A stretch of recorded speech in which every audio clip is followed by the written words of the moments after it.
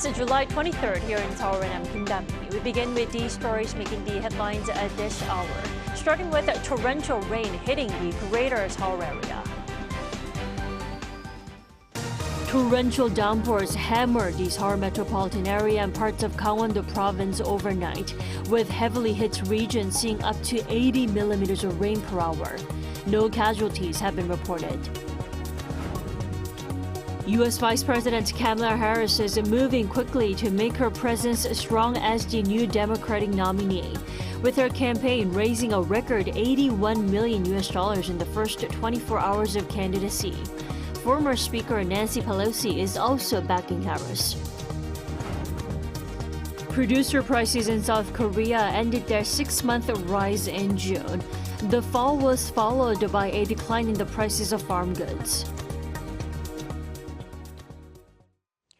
Torrential rainfall pounded the Seoul metropolitan area and Gangwon-do province overnight. The heavy downpours took a toll on properties and even left a driver trapped in a flooded road. Lee Seung-jae has more. Monsoon rain continued to batter parts of the country overnight. Over in Cheolwon County in Gangwon-do province, firefighters were called to a scene of vehicles stuck in flooded roads. This as the county at one point saw heavy rainfall of 74.2 millimeters per hour. One driver was stuck in their vehicle as it filled up with floodwater, but firefighters were able to rescue them within 30 minutes of receiving the initial report. Northern parts of Gyeonggi-do province were again battered by heavy overnight rain. According to the Korean Meteorological Administration on Tuesday, 84 millimeters fell in Pocheon, 62.5 millimeters in Dongducheon and Yeoncheon, and 58 millimeters in Paju during a 12-hour span from 5 p.m. Monday to 5 a.m. Tuesday. Currently, all heavy rain advisories issued for the region have been lifted, with no flooding on major roads or railway suspensions. Meanwhile, the Korea Forest Service has issued the second highest landslide warning on a 4-tier scale in Seoul, Gyeonggi-do province, and the city of Incheon. Busan, Daegu, Gwangju, and Daejeon are all issued the third highest landslide warnings. The Forest Service called on all residents in the affected areas to pay special attention to disaster warning messages and evacuate quickly in case of emergency. More heavy rain is expected on Tuesday, with more than 150 millimeters expected to fall in the northern Gyeonggi-do region throughout the morning. Up to 120 millimeters of rain is forecast for Seoul and Incheon during the same period. Lee Seung-jae, Arirang News. Vice President of the U.S. Kamala Harris has officially put herself on the campaign trail, vowing to win the November presidential election. And key Democrats have come out in support of her candidacy. Choi Min-jung reports. U.S. Vice President Kamala Harris began the first full day of her presidential campaign on Monday afternoon by greeting campaign staff in Delaware. She expressed her intentions to earn the Democratic nomination and do everything in her power to unite the party, the nation, and to win the presidential election. She also praised U.S. President Joe Biden's, quote, legacy of accomplishment that is unmatched in modern history. Biden joined Monday's event via phone. He said his decision to withdraw was hard, but added that it was the right thing to do. After she praised Biden, Harris focused on Donald Trump. She said that Trump will bring America backward to a time before many fellow Americans had full freedoms and rights.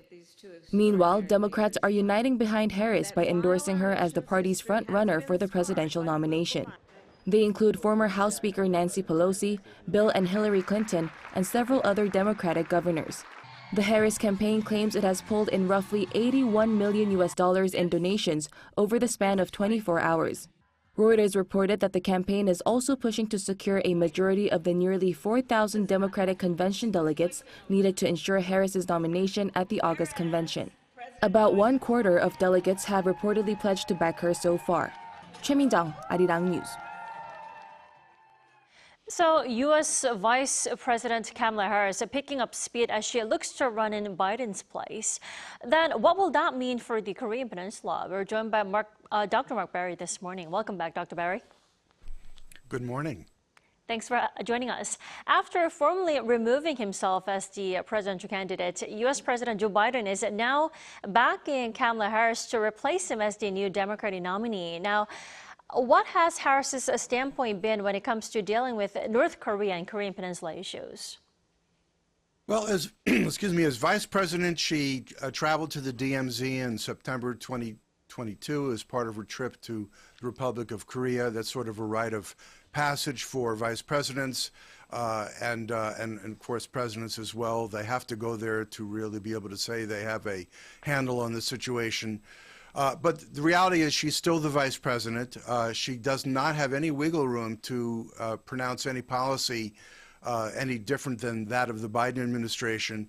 But once she's elected, if elected, she would be free to retool U.S. policy to match her assessment of regional needs and U.S. capabilities and interests.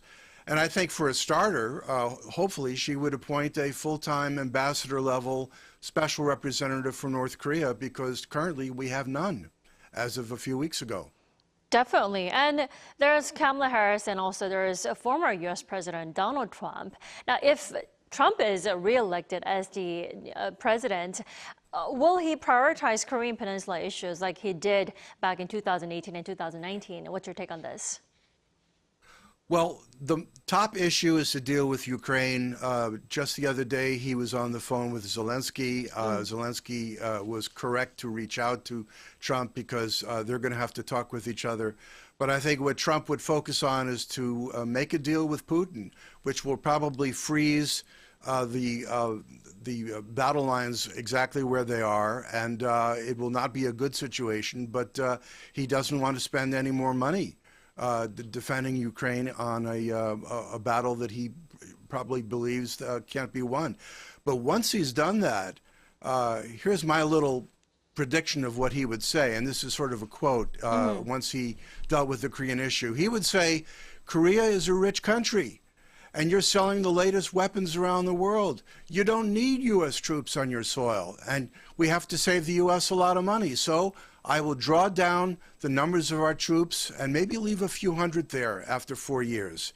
And meanwhile, the situation on the peninsula has become parlous since 2021 in terms of the tensions on the peninsula, and they would not have occurred if I had been president. And in fact, he said this to Korean audiences over the last 3 years by video. So he would probably then say, I will make a deal with Kim and let him keep a few nukes, just short-range missiles, in exchange for our stopping all military exercises with both Korea and Japan, and the troop drawdown. But he would probably say the current ROK policy exacerbates tensions with Kim Jong-un and has to stop. And he would, I would predict, say that it's best if President Yoon makes a determination and makes the effort to meet with Chairman Kim and finds a way to get along. Now, that would be pretty much what he would say, but I would also add that given Kim's partnership with Putin, Kim may decide not to meet with Trump at all because he figured he's not good for his word and he's not good for his money. But Putin is the unknown in this whole situation because he may intervene between Trump and Kim, and then we'd have to see exactly where the chips fall. Well, Dr. Barrett, that does sound like something Trump would definitely say after being reelected. And also dealing with Russia has to come with dealing with North Korea. It's almost like a 1+1 situation. And we have 160 left until the November presidential election in the U.S. Do you think North Korea will continue its provocations up until the election?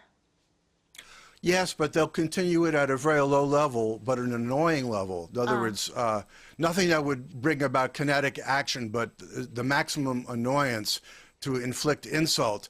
But I think because when Putin visited, I guess it was in June, Pyongyang, he probably intimated that he doesn't mind Kim being a bit of a rascal, but the most important task for North Korea is to assist Putin in his battle against Ukraine, and he doesn't want North Korea to be distracted.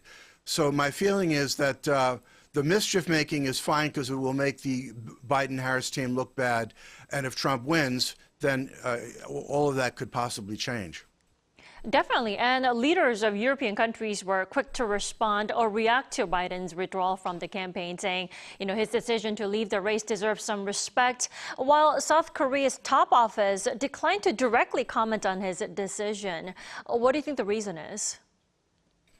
Well, the difference is Biden goes back almost 50 years in foreign policy as a senator, as vice president, and as president.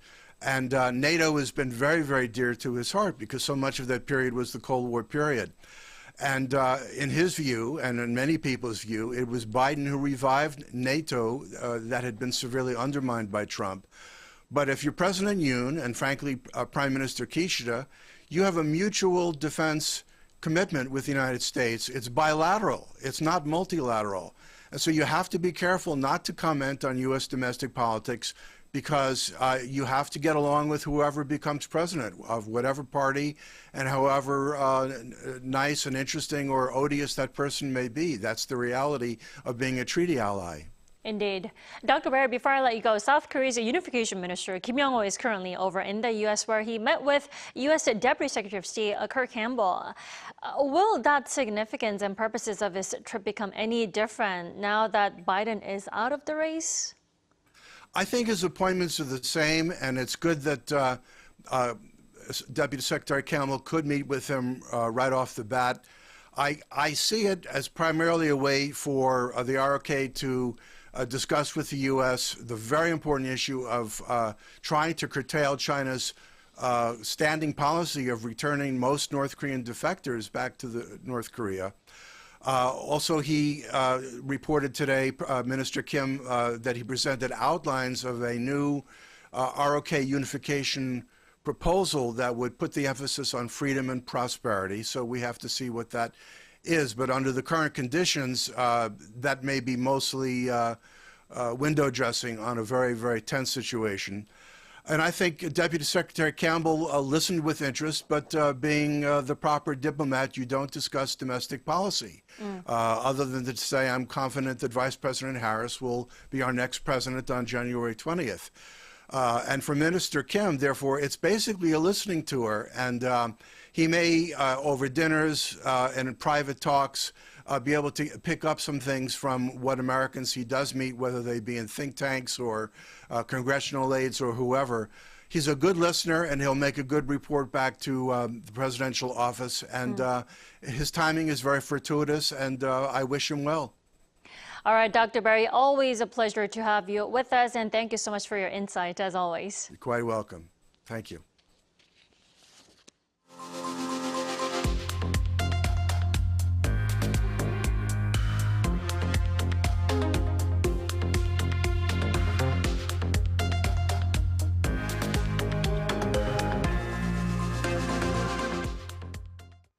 Producer prices fell for the first time in 7 months in June on the back of falling prices of agricultural products. According to data from the Bank of Korea on Tuesday, the producer price index last month stood at 119.19, 0.1% lower than a month earlier. The fall in producer prices in June comes after 6 straight months of increases. And on a yearly basis, the index rose 2.5%. The fall in producer prices comes on the back of a 2.8% on-month decline in prices of farm goods and a 0.1% drop in utility costs. South Korea's Defense Minister Shin Won-sik will visit Tokyo this weekend for a trilateral meeting with his counterparts from the U.S. and Japan. He will be joined by U.S. Secretary of Defense Lloyd Austin and Japanese Defense Minister Minoru Kihara on Sunday. They'll discuss North Korea's nuclear and missile threats and ways to cooperate on the matter. Also on the agenda is bolstering three-way security cooperation. This meeting is first to take place in Japan, as the three ministers agreed at the Shangri-La Dialogue in June to rotate on hosting trilateral ministerial meetings. Shin will hold separate bilateral talks with his American and Japanese counterparts. The ruling People Power Party will hold a national convention this afternoon, where it plans to announce its new party leadership. With voter turnout lower than that of the previous convention, all eyes are on whether any candidate will secure a majority of the votes. Our National Assembly correspondent Shin Ha-young reports. The ruling People Power Party, currently run by an emergency leadership committee led by Hwang Woo-yeol, is set to announce its new leadership on Tuesday at its national convention in the city of Goyang in Gyeonggi-do province. Ahead of the convention, the party held a 4-day vote which finished on Monday with 48.5% of the 841,000 eligible party members casting their ballots. Those votes will count for 80% of the total results, with the remaining 20% coming from public opinion polls. The number of eligible voters was the highest ever recorded in a PPP national convention. However, the voting rate has decreased by 6.6 percentage points from last year's record high when Kim Gi-yeon was elected as a party leader.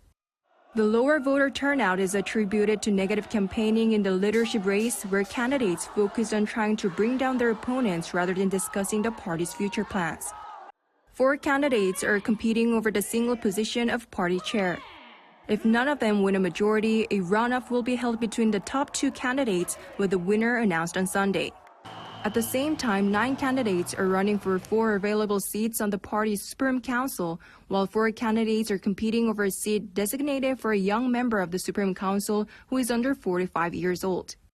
The ruling party is choosing its new leadership about 7 months after its former party leader Kim Gi-yeon resigned in December in response to increasing calls for him to step down and revamp the troubled party ahead of the April election. Since then, the party has been operated by an emergency leadership committee. That committee was originally headed by former interim leader Han Dong-un, who then resigned after the election, taking responsibility for the party's electoral defeat. Political circles believe the new party leader, once elected, will face significant challenges in working with the opposition party under the 22nd National Assembly, where the ruling PPP only holds a minority of the seats. There's also much anticipation about how the new leadership will drive the party's reform following the recent election defeat. During their 2-year term, the new leader will also be responsible for guiding the party through the 2026 local elections. 신하영, Arirang News. Short-form platforms like YouTube Shorts and Instagram Reels are known for their high user engagement. And Korean wave, or Hallyu, is making a strong presence through these short yet dynamic videos. Ian Hee has this report. A window to the entire world. With just a swipe, we can discover content from all around the world. I'll aim to convey my key message within a 15 to 60 second time frame, reflecting the trend of shrinking attention spans among today's audience. In our fast-paced world, there's a strong preference for short-form media or bite-sized content that is compact and can be quickly consumed. Whether it's entertainment, educational videos, or even news, there is something for everyone. Industry experts say that there has been a notable rise in content on short-form platforms since the late 2010s. The major platforms include TikTok, Instagram Reels, and YouTube Shorts. From short viral videos to everyday live content, these videos have reshaped how we consume mainstream culture. They have also become a powerful new tool to promote the Korean wave, especially K-pop. Short-form platforms have boosted the spread of K-pop content significantly among international users. When a new song drops, it's almost standard practice for artists to create dance challenges or viral trends that fans can easily engage with. According to TikTok Korea's research, over 50% of its users are open to learning about new cultures. As a leading global short-form platform, viral hashtags influence both creators and users, shaping global trends and driving product purchases. The company refers to this phenomenon as the halo effect. 86% of U.S. consumers and 76% of Southeast Asian consumers became more interested in Korean products and brands through watching content on the platform. Most importantly, such digital media platforms empower individuals to become ambassadors by spreading content virally. I believe the most important role of platforms like us is boosting user engagement by providing technical tools and making content creation enjoyable. We plan to continue strengthening these capabilities to further establish a leading platform for setting trends. A new era of the Korean wave is set to be unfolding. Though short in length, these videos have the power to significantly expand the reach of K-culture to a broader audience. Lee Eun-hee, Arirang News.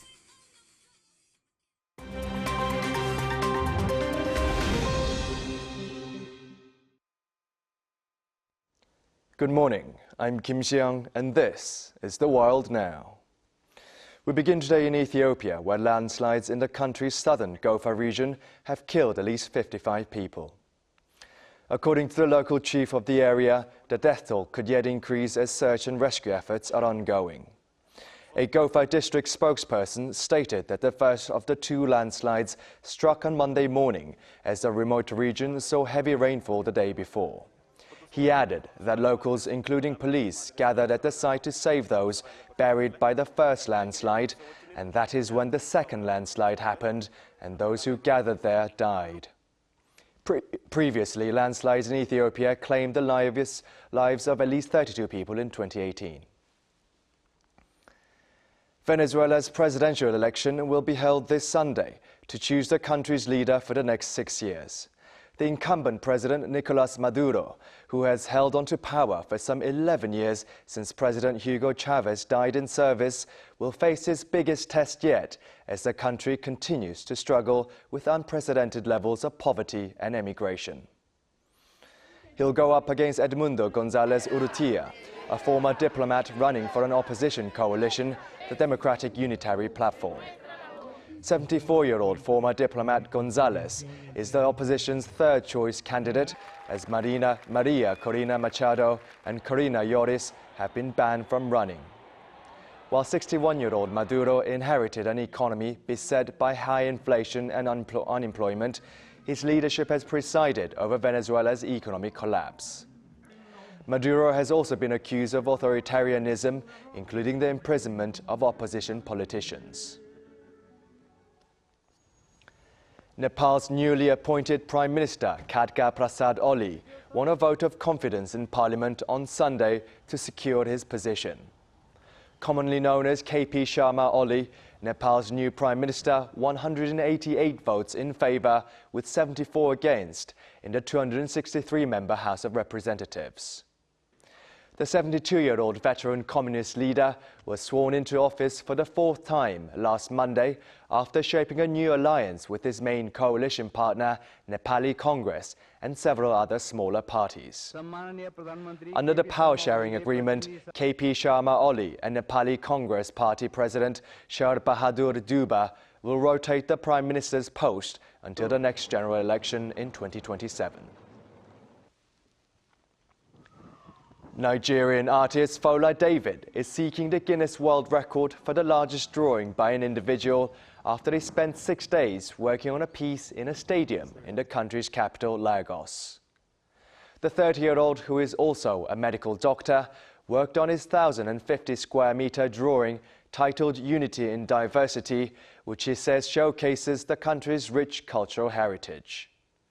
David's drawing shows an image of two giant hands holding a map of Nigeria, a project that was long held a dream. He also failed to break the record in 2015.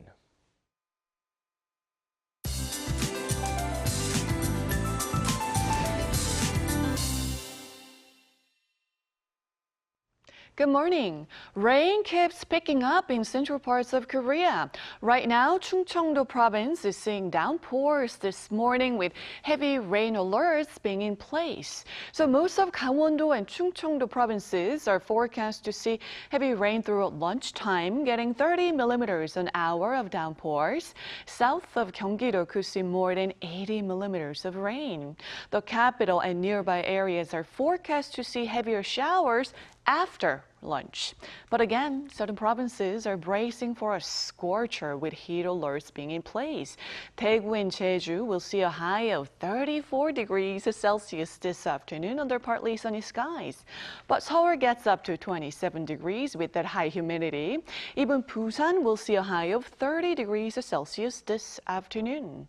Then monsoon rain takes a break in central regions from tomorrow. While some weather experts are saying that tropical storm Kemi has pushed away the monsoon front from the Korean Peninsula, then the sweltering heat will set in. With that in mind, let's take a look at the international weather conditions.